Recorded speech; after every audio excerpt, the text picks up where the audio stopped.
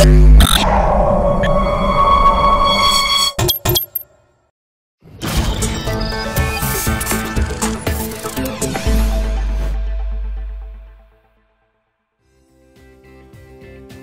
my name is Les Brown. Today I want to talk to you about your goals and your dreams. I want you to think about something that's important to you. Maybe it's a personal goal.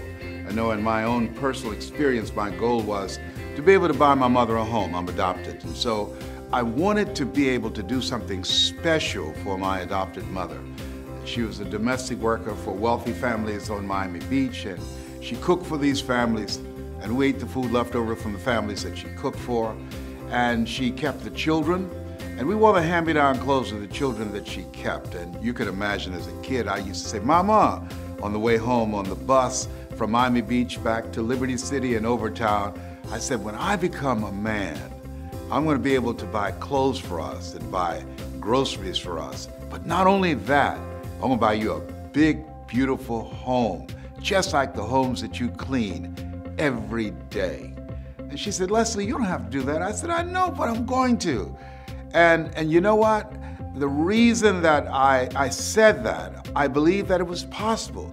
See, the family that Mama worked for, Mr. Sidursky used to listen to motivational messages every day. And I was very fortunate to have to take care of the needs of Mr. Sidursky. Had to shine his shoes and dust his office, and he was very rude to me. He said, "Leslie," especially he had guests, "did you clean this?" "Yes, I did, sir." "Look at it, how can you say that?" "I do apologize, sir." And his guests would say, "Don't talk to him like that. That's not nice." But the truth of the matter is, I didn't clean the office as good as I could have, okay? And the reason I did not is because I wanted him to call me into the office so I can spend time doing it over again as I listened to the motivational messages that he listened to every day by Earl Nightingale. I can remember as if it were yesterday. We become what we think about. All of us are self-made, but only the successful will admit it. I can hear the voice of Dr. Norman Vincent Peale, who wrote The Power of Positive Thinking. Don't allow your negative thoughts to hold you back. You are greater than your circumstances. I can remember when he was listening to Zig Ziglar. If you give enough people what they want, they will give you what you want. I can remember as he was listening to Jim Rohn, when the end comes for you, let it find you conquering a new mountain, not sliding down an old one. And unbeknownst to me, those messages, they're programming my mind. And it helped me to begin to develop a mindset of possibility. I want you to think about your goals and dreams of what you want to achieve on a personal level. Mine was to buy my mother a home, to take care of her. What is your goal? What's your dream? What is something that you want to do with your life? And I can say to you, based upon my own experience, I don't even know you, that it's possible. That you have the ability to do more than you can ever begin to imagine. And your mindset is crucial as you look at your goals and your dreams and having a spirit of optimism. I had a friend who went to New York City to apply for a job, and she came back and I said, "Hey, how did things go?" She said, "I didn't get the job." I said, "What happened?" She said, "They turned me down, but I didn't think I was going to get it anyhow." And I thought after I left her presence, well, why did she go in the first place? You know, she went there with a mindset that she was not going to get the job. I believe that we have an energy and a spirit about us that people telegraph that. But I believe that had she gone there, there's no guarantee that, hey, with a sense of expectation, I'm going to get this job. I think her preparation, her attitude, and her behavior and her energy would have been totally different.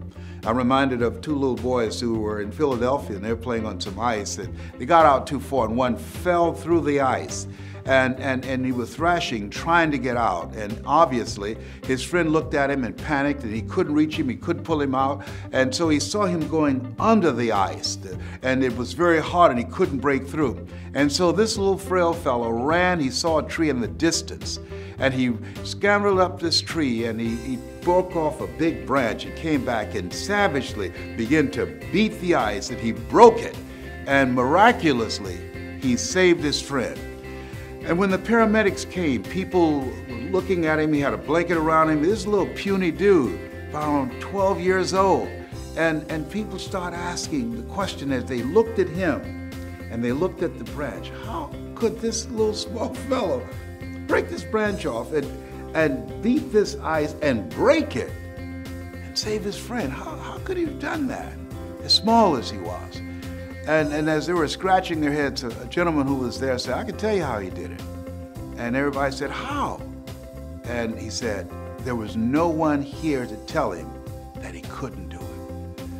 See, a lot of people are not really living their dreams and living the kind of life that they are capable of living because of the fact that they have been inundated with so many negative conversations. Have you ever had a goal and dream of something you wanted to achieve and you shared it with people that you love and thought they'll be excited for you, and they said to you, you can't do that? You know, MIT did a study, and the study indicated if I tell you, you can't do that, somebody else has to come along and say, you can do it. You can do it. Don't listen to him, Ruby. You can do it. John, don't listen to Les. You can do it. They have to say that 17 times before they can neutralize that one time. That's why my favorite book says faith comes by hearing and hearing and hearing. And so by listening to those motivational messages, every day when my mother went to do domestic work on Miami Beach, it began to give me a sense of optimism, of the possibilities of the kind of life that I can live. And I'm saying to you, as you listen on a regular basis, as you begin to program your mind deliberately, the reason that most people don't achieve their goals is because they are thinking like everybody else. 16 revolutionary words. Be ye not conformed to this world. Be ye transformed by the renewing of your mind. That's an ongoing process. What are your goals? What are your dreams? Earl Nightingale was right. You don't get in life what you want. You get in life what you are. And so you want to take the time every day to listen to things that can help to program your mind positively, because at the end of the day, if you don't program your mind, it's going to be programmed. Trust me, it's going to be bombarded with all kind of head trash, commercials. I was at a service station pumping gas and a commercial came up. I mean, you get on the elevator and commercials are there. You look at billboards, their messages is coming in, over 5,000, 10,000 messages on a regular basis. And so as you look at your goals and dreams, it's very important that you are intentional about controlling what goes on in your mind, because everything gets in through the eyes and through the ears. So, what do you want? What do you want for yourself? What I'm doing right now, I didn't do it for 14 years. You know why? Because I was suffering from possibility blindness. Have you thought about doing something and you looked at what you wanted to do and your heart said, I could do that. And then your mind asked, how? And then you start thinking, well, I can't do that. I don't have a college education. I can't do that. I don't have an MBA or a PhD. I can't do that. I've never worked for a major corporation. Why would corporations reach over people with PhDs and MBAs and years of experience and pay me to come in to do something I've never done? I thought about doing this for years, and I talked myself out of it. There's an African proverb that says, if there's no enemy within, the enemy outside can do us no harm. Shakespeare says, therefore, dear Brutus, it's not in our stars, but in ourselves that we are underlings. And so as you look at yourself and look at your goals and look at your dreams, I'm saying to you that it's possible. Because if anybody at any point in time had a goal, had a dream of what they wanted to achieve, and they made it happen, then it's possible that you can do it too. But you've got to be intentional about programming your mind. So here's some things that's very important. I want you to hold in mind what it is you want to do in your personal life. What is it that you'd like to do? Maybe you want to do something for someone you care about. That was the goal and dream that I had. And I purchased 4 different homes for my mother. And I want you to think about your financial goal. You know, people say money won't make you happy, but everybody want to fight out for themselves. I have a friend named Rita Davenport, and Rita said, money can't make you happy, but it's right up there with oxygen. And I agree with that 100%. So as you look at your goals and dreams, I want you to think about your financial freedom number. What does that look like? That once you achieve that, it will alleviate a lot of stress. Once you achieve that, you have more time for yourself and for your family. You can go on that dream vacation you've been thinking about, or buy that dream car or home that you desire. Once you earn that amount of money, it would be like becoming debt-free. I want you to think about your financial freedom number. And then once you come up with that number, and I want you to write it down, as you come up with that number, I want you to multiply it 100 times. Yes, 100 times. Read my lips, 100 times. Why? Because I found that most people fail in life, not because they aim too high and miss, no. Most people fail in life because they do what I did for a major part of my life, aim too low and hit. And most people don't aim at all. That's why there's a saying that if you don't know where you're going to end up someplace else. And so you are serious about your goals and dreams. I can say to you that you've got to affirm yourself, you've got to tell yourself, you've got to encourage yourself that it's possible, that you've got to talk to yourself on a regular basis. I'd never forget, I had to speak in the Georgia Dome for a friend of mine, Dexter Yeager. And Dexter Yeager is a multi-millionaire. He makes over $1 million every 17 hours in this organization that I spoke for. And he invited me to be his guest speaker, the headliner, before 80,000 people in the Georgia Dome. I panic. And the first thing happens when I become afraid, I have to go to the bathroom. So I went to this bathroom and they came knocking on the door. Les, the band is stalling. You need to come out. And I said, okay. And I was talking to myself saying, I can do this, I can do this. My mind went blank because I became overwhelmed when I peeped out front and saw 80,000 people in this stadium. It was the largest gathering I'd ever seen like this. I've seen it for sporting events, but for a speaking event, I'd never been in that kind of environment before. The most people I've ever spoken for up to that time was maybe about 500 or maybe 1,000, but 85,000. I went to the bathroom 7 times because 7 is my favorite number. You know, I'm one of 7 kids. My social security number is 267. My phone number is 702. Did I tell you my favorite number is 7? God made the world in 7 days. Naaman dipped himself in the River Jordan 7 times. Joshua marched around the walls of Jericho 7 times. Did I tell you I went to the bathroom 7 times because 7 is my favorite number? Well, finally, they got Mike Williams, my mentor, and he came and he knocked on the door of this portable restroom. He said, Brownie, and I said, yes. He said, come out. I said, Mike, I'm scared, I can't think. He said, are you afraid? Admit it. I said, yes, I am. I'm nervous. I just can't do it, Mike. I'm scared. He said, Brownie? I said, yes. He said, are you listening to me? I said, yes. He said, they came to see you. You didn't come to see them. You got this, Brownie.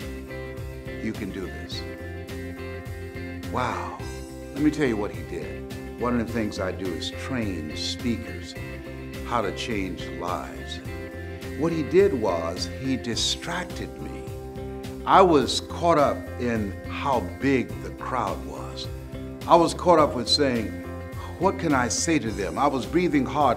I was feeling overwhelmed being in that setting. And when he spoke, I knew that he believed in me. When he spoke, it's like he saw me on stage speaking and he convinced me that I could do it. See, sometimes it's very important for you to hear this. Sometimes you have to believe in somebody's belief in you until your belief kicks in. And so when I looked at myself and I looked at where I was, what I said to myself, Mike believes in me. He believes that I can do this. And I'm saying to you, as you look at your goals and look at your dreams, one of the things that's important in maintaining an achievement-driven mindset and a spirit of optimism is having someone in your corner, having someone who believes in you, having someone who can see what you can't see. See, sometimes you can't see the picture when you're in the frame. That's why it's very important for us to have coaches, people who can encourage us, who can inspire us. You know, Muhammad Ali said, "I'm the greatest," but he never won a championship without Angelo Dundee in his corner. People say that Michael Jordan, one of the greatest basketball players of all times, but he never won a championship without Phil Jackson as his coach. And so, as you work on yourself and work on your dreams, I'm suggesting that you get someone in your life that you can partner with, someone that can see what you can't see, someone that when you feel you can't make it, someone when you feel I can't do this, and they can give you a word of encouragement and will make all the difference in the world. And I finally came out. I came out, and as we were walking toward the stage, I stopped, and I said, "Will y'all pray for me?" And they did, and I grabbed Dexter's hand and put it on my head. I don't know why I did that. Okay. And I finally went up, and I did it. And the speech was called, "It's Not Over Until I Win." And what I really meant about that, it's not over until you win over that inner conversation that you have with yourself. See, there's some things that you can do that you don't know right now. And just because you can't see it doesn't mean that it's not available to you. My favorite book says, "Eye has not seen, ear has not heard, nor has entered the heart of mankind what God has in store for you." There's some things that you can do that the heart can feel it, can experience it, but the mind can't get itself wrapped around it. And that's why I'm saying, what are your goals? What are your personal goals? What are your financial goals? And what's your social contribution?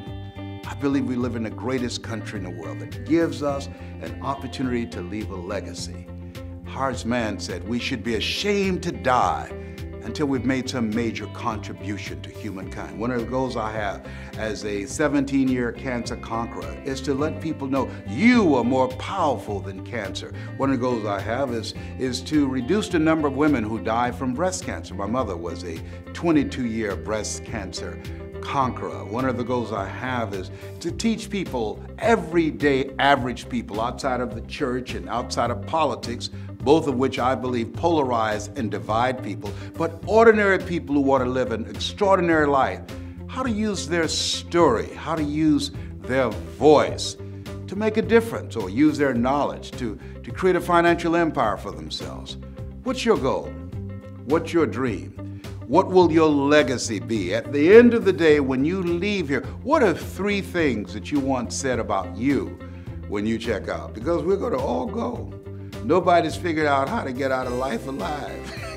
A lot of people go through life not attempting to do anything big or major with their lives because they are trying to play it safe. Hello, listen to me. Hello, there's no safe position in life. Hello?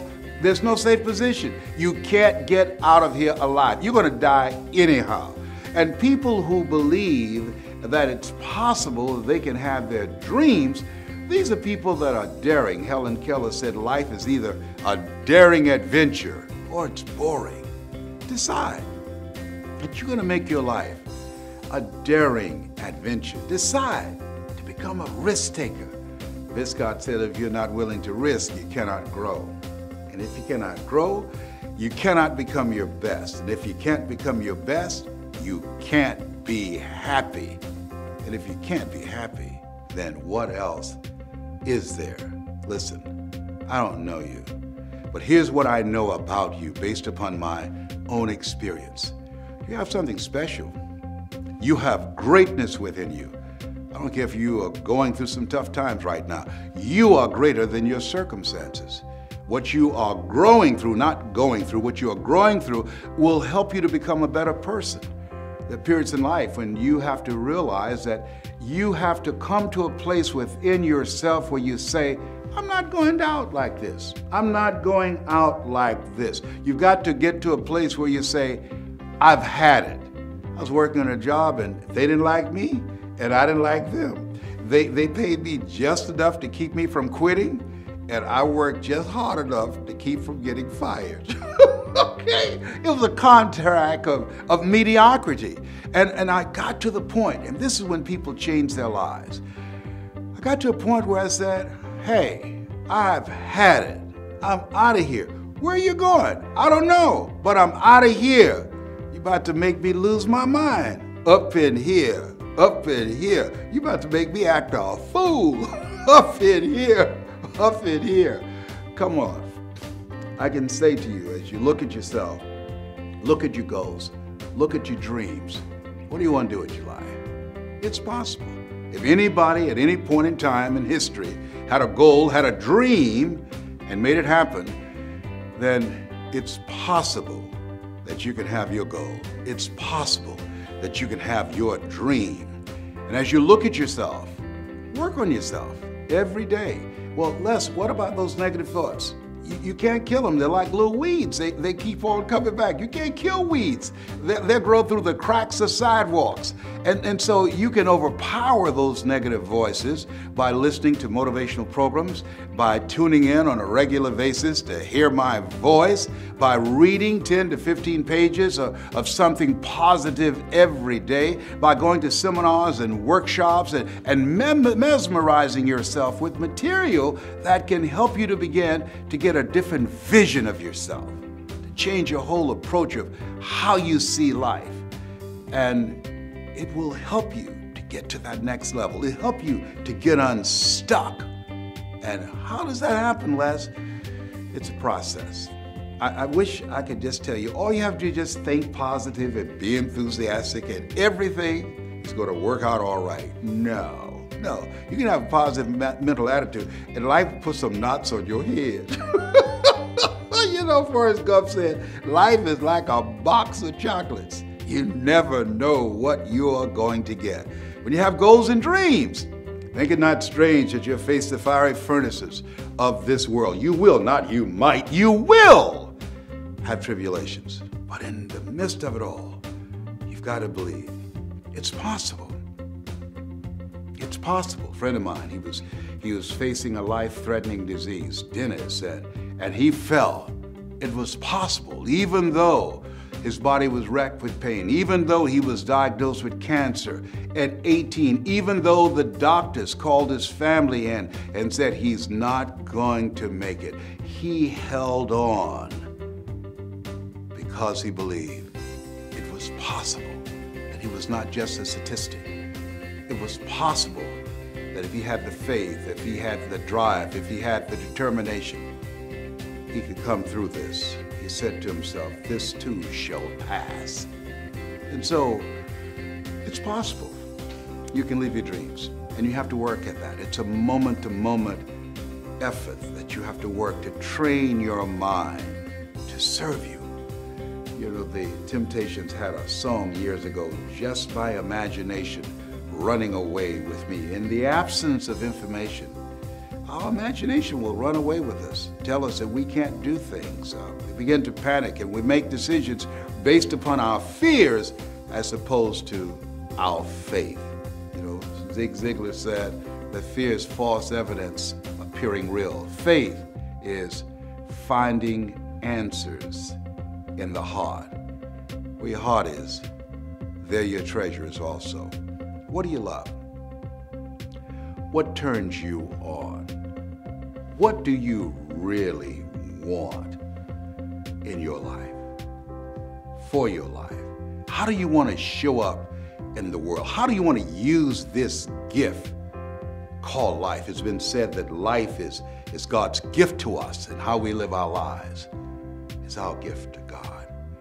Whatever your goals are, your personal goal, your financial goal, or this social contribution, your legacy, your mark, what you think about it. And here's what I know, that it's possible. Here's what I know, If you think about it, what you think about, you bring about. If you're willing to put in the work, it's possible. If you continue to encourage yourself, continue to fall forward. I've got a saying, when life knocks you down, try and land on your back, because if you can look up, you can get up. You have something special. You have greatness within you.